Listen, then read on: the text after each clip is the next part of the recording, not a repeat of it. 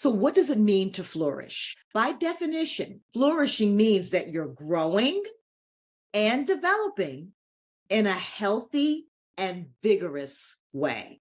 But there's some thought that we have behind that. So, Morgan, when we talk about this idea of flourishing, what are we using as our foundation for what flourishing really is?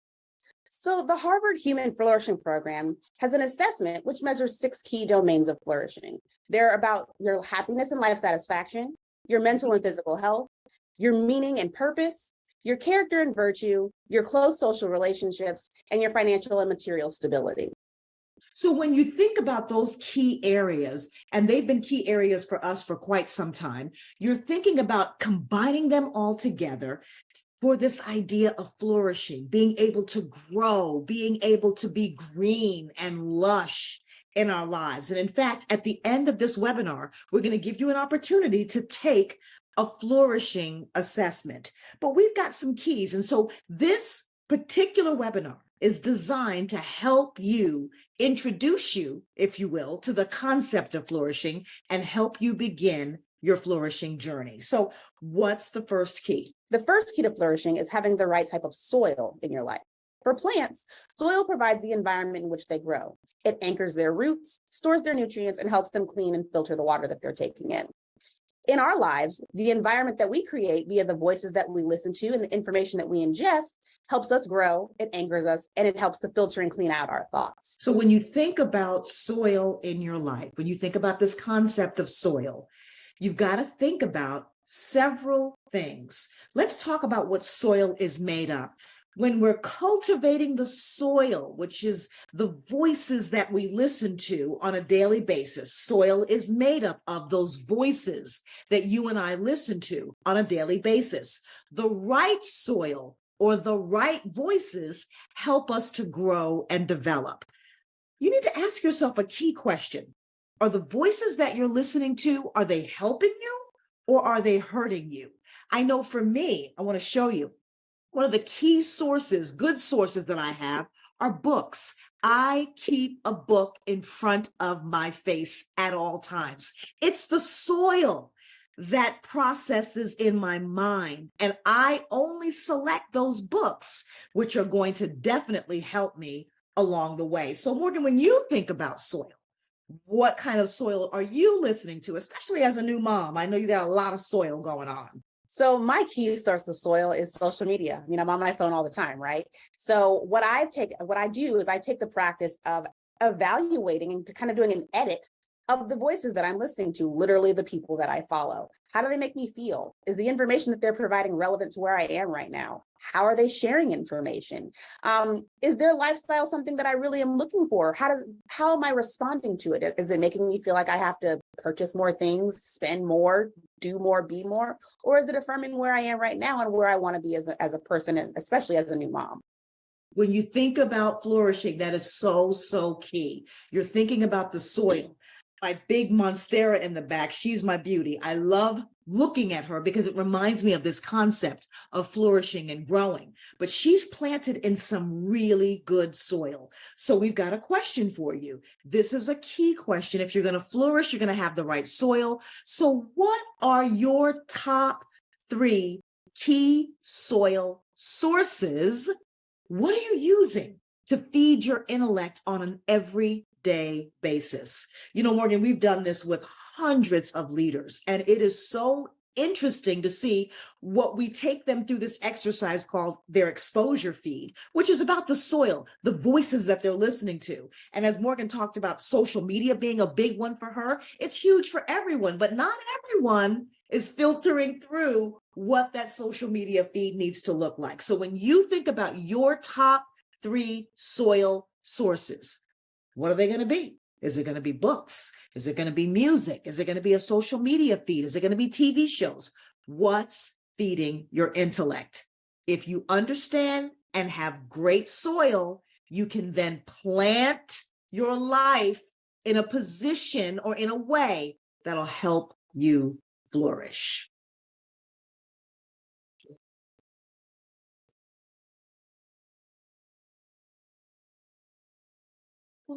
The second key to flourishing is to level up your thoughts. As we're learning, flourishing requires setting up the right environment in your mind because thousands of thoughts filter through our minds on a daily basis. Thoughts matter. They can either limit who we're becoming or they can help push us forward. When you think about this idea, I love it, love it, love it, of leveling up your thoughts. So we have this foundation of our soil, the voices that we're listening to, what's processing in our mind. So we've got to make sure that the thoughts that we're choosing to think are the right thoughts to move us forward. We call this process in choosing the right thoughts, cultivating, right? What thoughts are you thinking? That's the big question. Write this down. Controlling our thoughts gives us the power to direct our behavior and our feelings. I think that people miss this. I've been doing a lot of research in the emotional realm, and you can't talk about feelings without talking about what we're thinking about.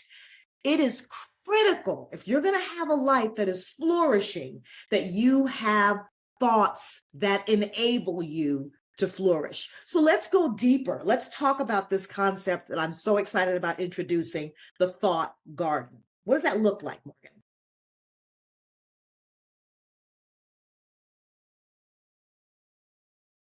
Okay, so hold on. Let's see what we're going to say. So our thoughts evoke feelings that motivate our actions, and they're influenced by the voices that we listen to daily. That means that they grow stronger when they're fertilized by the process of repetition. The more things we think about over and over and over again, the stronger they become. To grow a healthy thought garden, you got to think about what you're thinking about. This process is called metacognition. I know it's a big word, but really it just means, let me think about the thoughts that are passing through my mind. Do I want them? Do I not want them? How can I change? Ultimately, whoever controls your thoughts has control of your life. You know, that last statement is worth repeating again. Whoever controls your thoughts controls your life. When you think about, again, going back to soil, right? The voices that we're listening to on a continual basis, those voices become the mentors, coaches, teachers that instruct us what to think and ultimately will enable us to behave in a certain way. So if we're listening to the wrong thoughts and the wrong voices who are producing wrong thoughts, we're going to go in the wrong direction. But let me look at this in another way for your thought garden. Here's another beauty that I pulled off of my shelf. She is gorgeous. Lots of good soil. But what's interesting is in our plants, we put these globes on them so that they can have constant water, constant nourishment. And if you think about that, our thoughts are a constant source of nourishment for what's happening in our mind, the soil of our mind, and they can enable us to grow.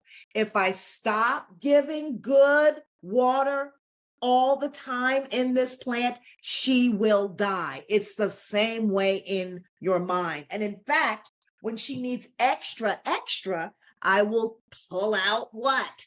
The fertilizer, the plant food to make sure that she has the right environment in which to grow. It's the same in our lives. If you are not controlling your thoughts, you are not controlling your life. So make sure that you remember these 3 points, that the thoughts will grow stronger through the fertilization process or the feeding process of repetition. When I think over and over and over again, yes, I can do this. And here's how. Or if I think there's no way, I can't do this. I can't do this marriage. I can't do my kids. Guess what? You're fertilizing and you're going to grow, and you don't want the fruit of not being able to. When you think about this, Morgan, taking control of your thoughts, is there a personal strategy that you might use to cultivate the right kind of thoughts? I know it sounds very nerdy, but I really do take time to check in with myself. So if I start to feel like I'm kind of feeling overwhelmed or I'm feeling anxious when I think about this specific thing, well, why is that? What's happening? And then I begin to look back. Okay, well, I'm feeling this way because I keep thinking that I can't do it. Why do I keep thinking that I can't do it? Or why do I keep thinking that it's hard? What are the sources that I'm looking at on social media specifically as it relates to parenting a very young, he's about to be 6 months old. So like, dealing with sleep. Well, if everyone's always saying that sleep training is super hard and it's still difficult and you're going to be stressed and you're going to be scared, well, of course, if that's the language that's being used, that's how I'm thinking and feeling. So what do? I shut it down. They get blocked, they get muted. I no longer am seeing that on a regular basis. When I was pregnant, when a lot of things kept coming up about losing pregnancies and being stressed and all the things that could go wrong, that was only making me more stressed and uncertain and scared. So again, had to shut it down. That's thinking about what you're thinking about. I realize I'm feeling scared, I'm feeling stressed, I'm feeling anxious. And that's not normal. That's not how I usually operate in the world. So where is that information coming from? And now I have to remove that source of information. I think we need to think about the fact that this is super important because thoughts are a physical thing. They physically manifest in our bodies. They impact our health, our beliefs, our values, our behavior, all because of the synapses that are going on in our brain. So we really have to monitor what we're thinking about because it impacts every area and aspect of our lives. We all want that. Yes, I'm flourishing. Yes, I look like I'm flourishing. But here's the truth.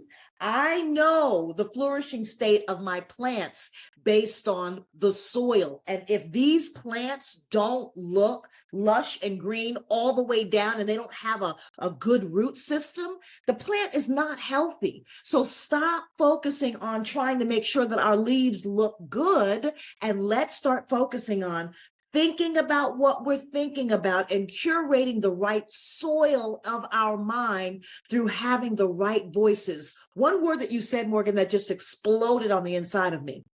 She talked about muting voices. I love that concept because we forget that we have the control to push the mute button. How many times do I scroll? And this is how I scroll Instagram on mute.